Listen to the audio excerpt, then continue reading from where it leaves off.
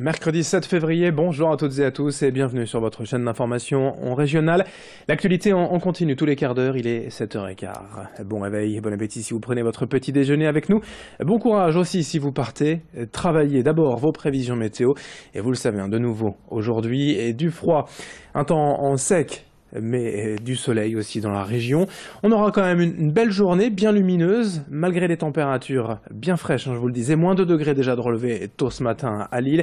On aura 2 degrés seulement cet après-midi dans la capitale des Flandres, 3 à Saint-Omer et au Touquet, 4 du côté de la mer du Nord à Calais et à Dunkerque.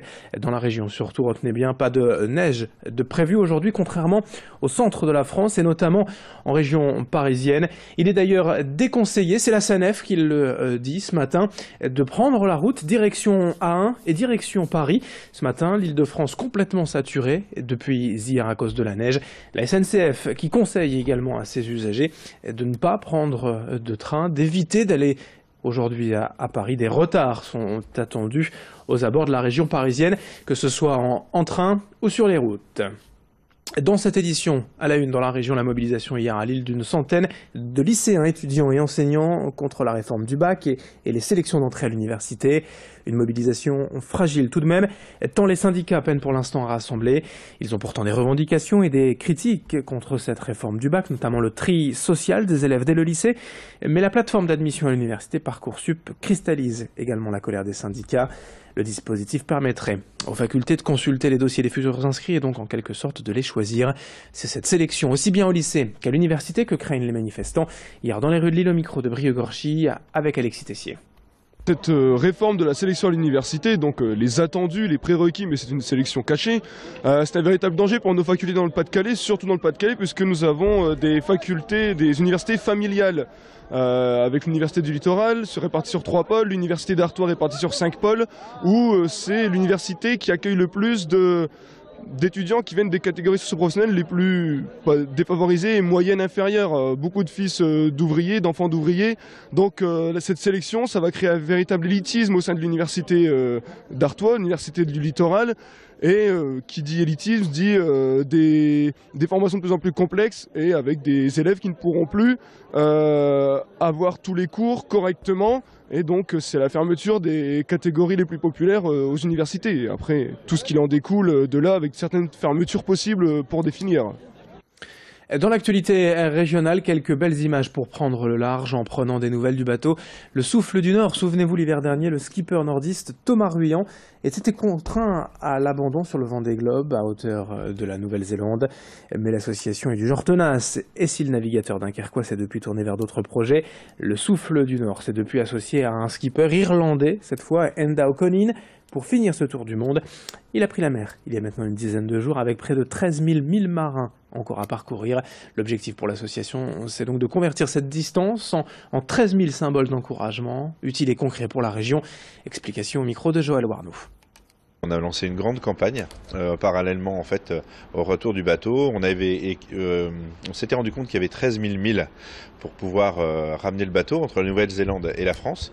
Et en fait, on a lancé un site internet, leretourdumonde.com, sur lequel on propose à toutes les associations de venir déclarer des actions. Soit des actions qu'elles ont réalisées, soit des actions qu'elles sont en cours de réalisation pour lesquelles elles ont des besoins. Et l'idée, c'est vraiment de se dire que à ces 13 000 milles, on va associer 13 000 milles solidaires, des symboles d'engagement solidaire pour montrer que pendant ce projet, on a des actions qui se passent sur notre territoire et des choses fortes qui sont faites par des associations notamment. On passe à toute autre chose dans ce journal avec une question: comment soigner la phobie du dentiste, notamment chez les plus jeunes. À Saint-Omer, 5 à 6 interventions chirurgicales ont lieu tous les mercredis après-midi dédiées aux enfants phobiques. Dans certains cas, ils sont tellement terrorisés qu'ils n'osent même pas ouvrir la bouche. Marie Borowski, chirurgien dentiste, se charge donc de ces interventions. Les diagnostics se font en amont dans le cabinet de la dentiste pour se rendre compte du nombre d'enfants phobiques à prendre en charge.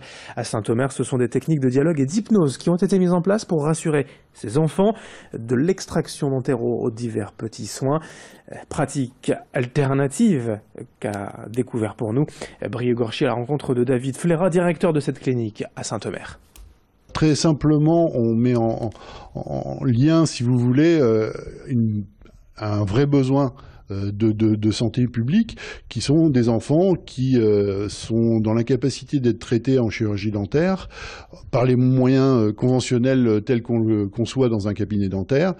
Et ces enfants ont de gros problèmes dentaires, évidemment, et nécessitent des soins.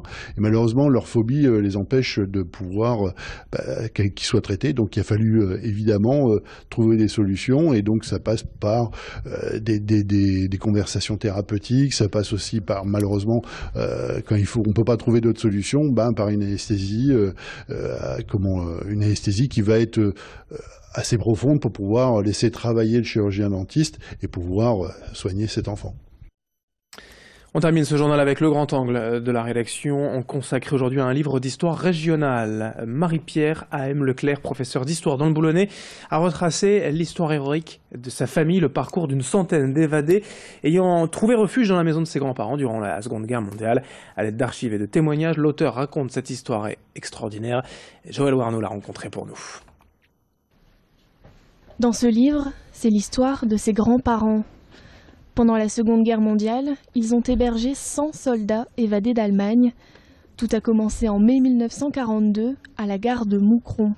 Les cheminots belges ont téléphoné aux cheminots français en disant « Il y a 6 évadés qui viennent d'Allemagne, ce sont des Français, et on n'a pas le temps de s'en occuper, le train va partir, est-ce que vous pouvez les accueillir ?» Et comme mon grand-père était sur place avec ses amis, ils ont fait dévier le wagon dans lequel ils étaient sur une voie où les Allemands ne passaient jamais, et ils ont pu s'occuper de ces 6 personnes.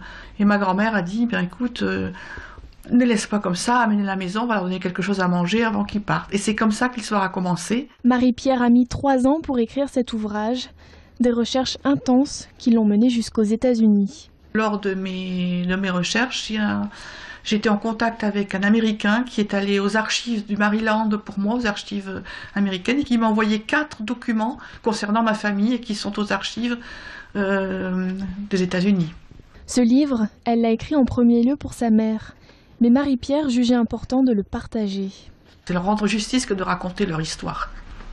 Parce qu'on n'en parle pas beaucoup des histoires de personnes qui aident d'autres gens. C'est plutôt l'histoire des sabotages, du renseignement qu'on raconte, mais pas vraiment cette résistance-là. En 500 pages, on découvre le quotidien d'une famille ordinaire, un récit rempli d'anecdotes, teinté d'altruisme et de solidarité. Fin de ce journal, très rapidement, 7h22 sur Grand Lille TV, à suivre vos prévisions météo.